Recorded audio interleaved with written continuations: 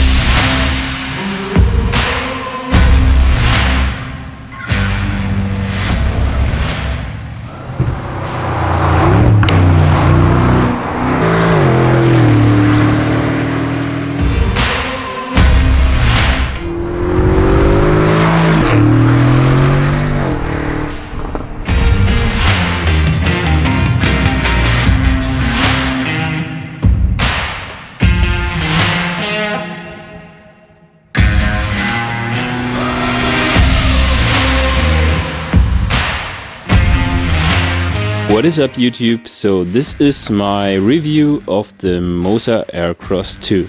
Short disclaimer, I got this unit to review, but I didn't get paid to say anything about the product, no restrictions, so I'm giving my honest opinion here. First, the design and the build of the gimbal. It is very similar build like the Moza Air 2, just a lot smaller and lighter. Of course, the design is different. For example, you have now this very cool looking LED light on the focus wheel, which by the way you can turn off in the menu or dim it from 0 to 100%. And they changed the batteries to one unit instead of having several separate batteries, which comes in handy when you have to charge it and the battery has a charging indicator. You can also charge the gimbal on the go with this part on the side.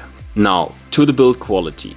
Most of the gimbal is made out of metal, like the arms and the motors and the battery part, but this part of the gimbal is made out of plastic and it feels not the highest quality. So this part could have been a little bit sturdier, and I guess this is the downside of the weight reduction. One thing I didn't like either was the quick release blade that comes with the gimbal. As you can see, you can't push the blade further to the right because this knob is blocking on this side, and even with my own quick release blade I didn't got it to work. Okay, just a quick update. I found a quick release blade that is not blocked by the knob because it is very small. I will link that in the description.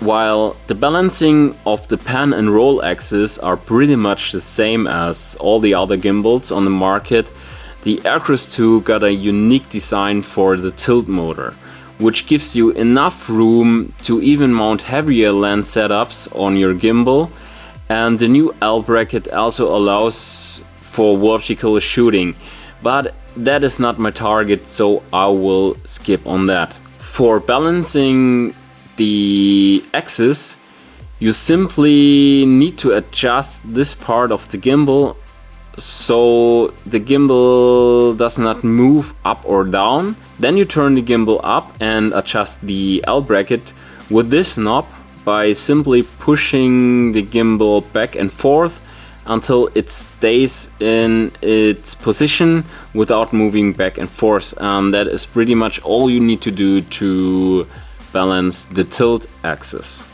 Now to the menu and the settings. This gimbal is the most intuitive and versatile gimbal on the market right now, or at least what I know. You can change every setting on the gimbal via the OLED screen on the front of the gimbal. For example, you can change the speed settings on the go, which is really convenient.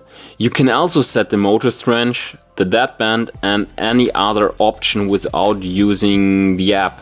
Locking and unlocking any axis is quick and easy by just pressing left, up or down on the control wheel. And with the trigger in the front you can quickly lock all axes at once.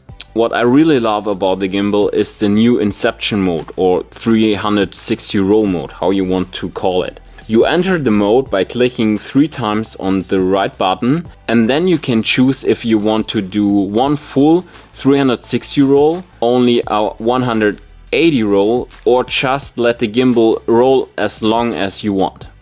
Now to the important part, the performance. I got the gimbal on firmware version 0.2 or something like that. After that I checked the app and did the firmware update on the go. As you can see, the gimbal works just fine. So if you have any problems, first make sure that you are running on the newest firmware.